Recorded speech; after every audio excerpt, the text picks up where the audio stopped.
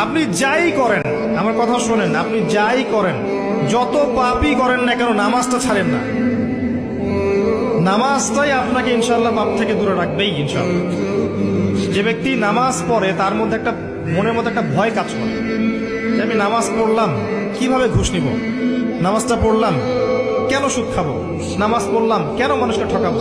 তার মনের ভিতর কিন্তু একটা সারা একটা নকিং হবেই।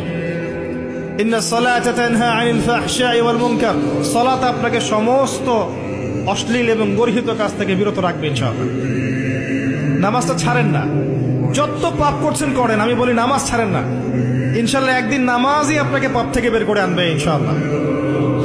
শয়তান আপনাকে হতাশ করতে চাইবে, শয়তান আপনাকে হতাশ করতে চাইবে যে তুই তো গার্লফ্রেন্ডের সাথে কথা বললি, রাতের বেলা পর্ন দেখলি, তুই তো ফ্রি মিক্সিং এ আছিস, তুই মাদক দ্রব্য খাচ্ছিস, তুই কাজে ফাঁকি মারিস, তুই ট্যাক্স আদায় করিস নাই, দুর্নীতি করছিস, তুই আবার নামাজ পড়বি কেন। শয়তান আপনাকে এগুলো বোঝাবে কিন্তু যে নামাজ তো আমার সময় পায় না, আমি তো অনেক পাপী মানুষ।